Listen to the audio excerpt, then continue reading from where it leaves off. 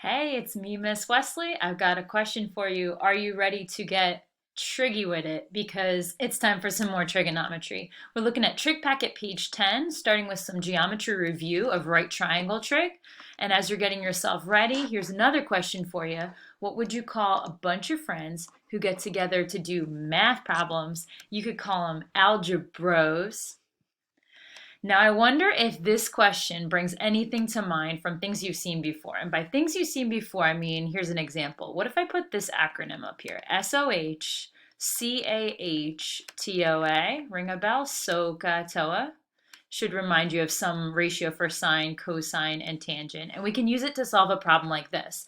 One of the huge applications of trigonometry is finding heights of hard to measure objects, such as the Freedom Tower in New York City. So let's say we're in Washington Square Park and we are 10,000 feet away horizontally from the tower. So I'll just draw the tower here and the horizontal ground out from there with a right angle. There's a typo here. I stand in the park, not the part, to see the top of the tower, and I need to look up at an angle of 10.07 degrees. So let's just draw me, and this is an estimate, just looking up at the top of the tower, and we're going to label, this is sometimes called, in a word problem, my angle of elevation. The angle between the horizontal and the line of sight that we're talking about here. So if I can do it, I'll put it 10.07 degrees for that angle of elevation. If we knew one other piece of data about this right triangle, we'd actually be able to do what's called solving the entire right triangle. We could figure out all its sides and angles using trigonometry. Well, what do we know? I didn't use the 10,000 yet. We're 10,000 feet away from the tower, right? And we want to know, I'll just call this X, right? Here's just a random right triangle, and I want to find this side that happens to be opposite from that angle. So underneath of here, we're going to fill in our right triangle trig definitions. I just thought we would do this one first because I was suspecting maybe it's something like something you've seen before. But this TOA part of SOHCAHTOA helps you select which trig function to use in this expression. And I'll have a calculator close by to help me. But I'm going to use, I have a side that's opposite. I'll call it op, the 10-degree angle. And then this one we nicknamed the adjacent side because it's kind of adjoined to it right next to it. You should know the name for this side here, right? The hypotenuse. We've used this a lot. And we've got labeling by the opposite side and the adjacent side. That's why in this case, I'm going for tangent because it involves opposite and adjacent. And tangent needs to have some angle written after. It needs to be tangent of theta or tangent of an angle measure. So I'm going to write this as tangent of 10.07 degrees. What does SOHCAHTOA say that it equals? It equals the ratio of the opposite side, so we called it x, to the adjacent side, the 10,000.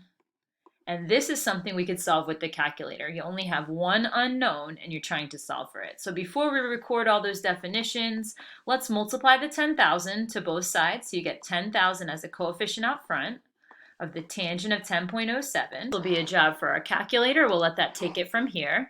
A really good thing to be cognizant of when you're typing any trig function into the calculator is your mode. You never know who's been using your calculator last and you don't want to get moded. So just make sure if you haven't selected it already, if you hit mode, you're on degree mode. And I'll type it in exactly as I see it on my paper. So 10,000, we said tangent of 10.07 degrees. See if you get a number that means anything to you about American history. Hit enter. Oh, what do you know? 1775.86. And let's just round that up to 1775.9. Or really, do you just want to call it 1776? That is actually the height of the Freedom Tower. When they constructed it, they did that on purpose, not just a coincidence that they wanted to make the height of it 1776 feet. And technically, to the tippity top of that tower, to the top of that spindle there, it's 1792 feet. But up to this point, it's going to be 1776. Kind of cool. Trig is good for that. That is one of the major applications of it. So now, let's actually summarize, because I know we're coming in with varying levels of background with trigonometry too. We haven't been using SOHCAHTOA much so far in this packet. we've graduated to definitions that work all the way around what's going to be called the unit circle in all four quadrants. The cosine is x over r, the sine is y over r, and so on. But SOHCAHTOA is pretty nice for triangles like you see at the bottom of this page, where they're not necessarily on the axes or in a certain quadrant. It's just some right triangle flipped any which way. And I could label this. I mean, this one happens to be in quadrant 1, but I don't have to call these sides x, y, and r. If I'm talking about theta, let me label angle A as a theta here. And can you put the words opposite, adjacent, and hypotenuse on the three sides? So the opposite is usually, well, actually the easiest side to pick out has to be the hypotenuse because it's the longest of the three and it's opposite the right angle. So I'll put hypotenuse here first, hypotenuse.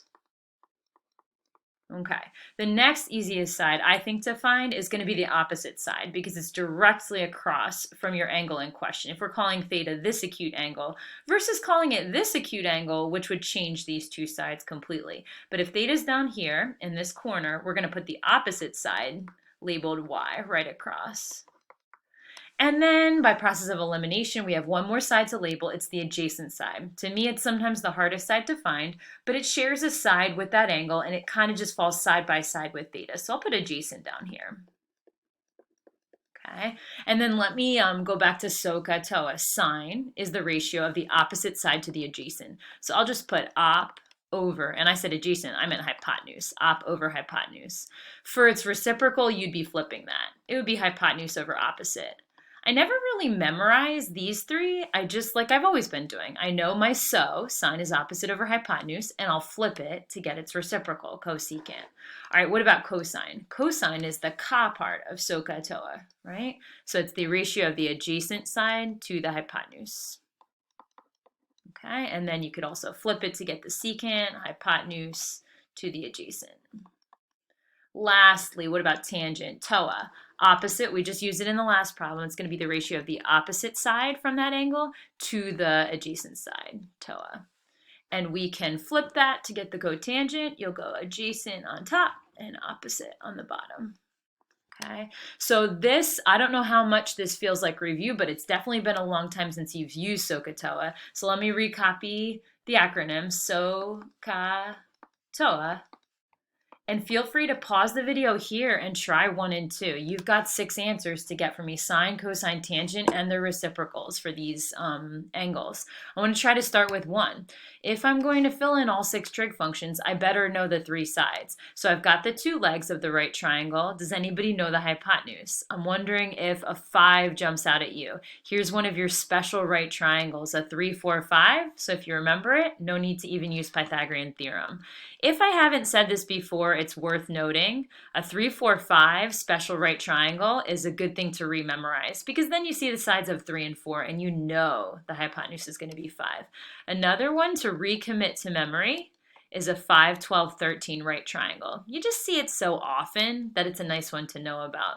There's a few more. I wonder if any of you know any more Pythagorean triples that come out to be whole number side lengths of a right triangle. They're not worth memorizing, so don't feel like you have to. But sometimes you see a 7, 24, 25. Sometimes you'll see an 8, 15, 17 right triangle. A 9, 40, 41. Or an 11, 60, 61. So you see these coming up sometimes. A 3, 4, 5 came in handy here. Well, now let's get the sine. It's important to establish where your theta is because your answers, some are going to be switched if we're talking about this theta up in this top angle. But from down here, you've got your opposite. If you want to just label it O, you've got your adjacent. You could label it A, and your hypotenuse is already labeled on the right triangle. So, right? Opposite over hypotenuse. So you're going to have 4 over 5. Cosecant, it's reciprocal, 5/4, no big deal. All right, how about the next one, cosine? According to SOHCAHTOA ratios, I got to do adjacent over hypotenuse. So we'll say 3, the adjacent, over 5, the hypotenuse. Notice none of these answers get units on them, right? I don't put degrees after it or feet or anything like that. It's just a ratio of one side length to another side length in a right triangle. So you have 5/3 as its reciprocal. And then tangent, TOA. Okay, opposite over adjacent, how about 4/3 for this one? And then cotangent would be the reciprocal, 3/4. Okay. I purposefully flipped number 2 around so it doesn't even look like it's on a coordinate axis, but it's still a right triangle, and I could just call this side x since I'm not sure what it is yet, and it is not a special Pythagorean triple. There's no shortcut here. Let's use the Pythagorean theorem to get the missing leg. So this will be x squared plus 2 squared equals 4 squared, right? And then over here we could simplify and make it x squared plus 4 equals 16. And x squared is 12. So we'll say x equals the square root of 12, and we'd much rather see all these radicals simplified, so we'll call this 2 square root of 3. That is going to be your adjacent side, right? You've got your opposite side, the 2, and you've got your hypotenuse, this time always across from the right angle. It's going to be a 4. Okay, so let's go with sine first. Ratio of opposite side to hypotenuse. So 2 over 4, we can make that 1/2. So we see that reduced 2 over 4. What's next? Cosine. Adjacent over hypotenuse. So adjacent we got 2 square root of 3 over hypotenuse, which is a 4, and this can be simplified as well. We can make it square root of 3 over 2. Okay. Third, tangent. And I apologize for the handwriting here. So tangent's opposite over adjacent. It'll be 2 over 2 times the square root of 3. And again, just like we canceled the 2 with the 4 here to get this simplified, let's cancel those 2's and make this one 1 over square root of 3. And there's one other problem with it, right? In general, you're not fully simplified if you have a radical in the bottom of the fraction. So you want to rationalize. Multiply top and bottom by square root of 3. To get final tangent of square root of 3 over 3. All that work, but those look pretty good for the first 3. Now they're reciprocals. You're going to flip each one. So cosecant of theta is the reciprocal of sine. So if the reciprocal of 2 should just be, or reciprocal of half should just be 2. How about the secant? Flip this simplified version to get 2 over the square root of 3. And then just like in this problem, we want to rationalize to get the square root to the top, right? 2 square root of 3 over 3 is a much more simplified. Lastly, the cotangent. I would flip this version here where the radical's on the bottom because it'll just flip to the top and no more need to rationalize. You'll just have square root of 3 over 1. Remember these values. These are actually important values we'll be talking about a lot on the pages to come. I just want to pause and notice a couple things. Number 1, let's go back to this one where we had no radicals in it. Do you notice that the tangent has a special quotient identity? This is a little aside. I'll put it in parentheses because it's not crucial that you memorize what's going to be put in this box, but it is a really cool time saver and good thing to notice. If you ever take the sine and divide it by the cosine, like if I put this fraction over that fraction, make it complex, do you see the 5's canceling and all you'll have left is 4 over 3? This divided by this always gives you the tangent. The quotient identity here is that the tangent always equals the sine of that angle over the cosine of that angle. It works every single time. It's going to work here too. If I put this fraction over that fraction, the 2's will cancel and I get 1 over square root of 3, and it's this thing rationalized. The same thing would work reciprocally, I know I just made that word up, with cotangent. Cotangent's always going to equal the value of the cosine divided by the value of the sine because it is the reciprocal of tangent. Just keep these in mind. We will refer back to them when they're going to be time savers for us, but I want to take a peek at the next page. So over on page 11, you'll see these special right triangles that I'm hoping ring a bell from geometry as well. They're special right triangles because they're 30, 60, 90s and 45, 45, 90s that you're going to see later down on the page. Just to start here, and we'll finish this up later, I bet we could just find this one side before you go. So we could put an X here by the missing side length, and could you go in and find, by Pythagorean theorem, that missing length. So I'll just put Pythag theorem here, and you're going to do x squared plus 1 squared equals 2 squared, correct? So x squared plus 1 equals 4. And what's cool about this, you get x squared is equal to 3, x is equal to the square root of 3. And it's going to give us a quick way to fill in these sines, cosines, and tangents of what I'm going to call special reference angles, 30s, 60s, and 45s.